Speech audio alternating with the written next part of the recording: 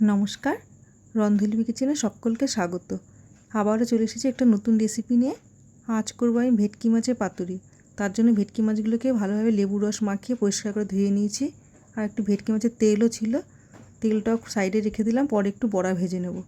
এবারে এই মাছের মধ্যে লবণ ও পাতিলেবুর রস দিয়ে ভালো করে সুন্দর করে মাখিয়ে নিয়েছি চারিপাশে। এবার এটা রেস্টে রেখে দিলাম 30 মিনিটের জন্য। এবার নিয়ে নিয়েছি একটা মিক্সিং বোল, তার মধ্যে ভিজিয়ে রাখা সর্ষে, কাজু বাদাম, পোস্ত, কাঁচা লঙ্কা, নারকেল কোড়া, একটু টক দইও দিয়ে দিলাম, আরও দিলাম একটু নুন, পরিমাণ মতো হলুদ, আর সামান্য 2-4 দানা চিনি। দইটা টক হলে সে ব্যালেন্সটা ঠিক হয়ে যাবে। ও সামান্য জল দিয়ে আমি একটা মিহি পেস্ট করে ঢেলে নিলাম এই পাত্রে। এবারে ম্যারিনেট করা মাছগুলো নিয়ে এবারে মশলা মাখিয়ে মাছগুলো মাখাবো। তার জন্য সর্ষের তেলও নিয়ে নিয়েছি।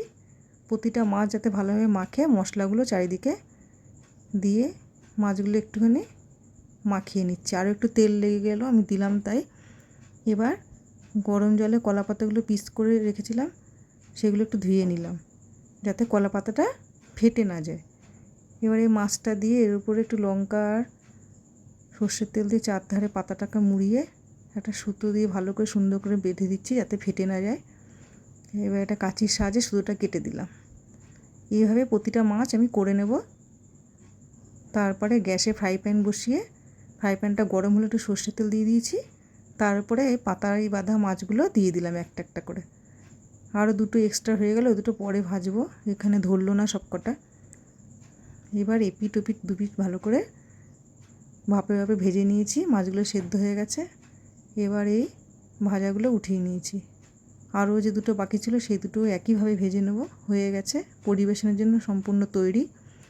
এবার গরম গরম ভাত কলা পাতায় নিয়ে নিলাম। এ দেখো ভেটকি মাছের তেলে বড়াটাও করে ফেলেছি।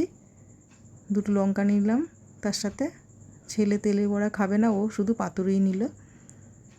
আমি নিজে করেছি বলে বলছি না, পাতুরিটা নাকি অসাধারণ হয়েছিল, ওদের কাছে খুব ভালো লেগেছে। আর আমি করলে তো আমি নিজে করেছি বলবোই ভালো হয়েছে।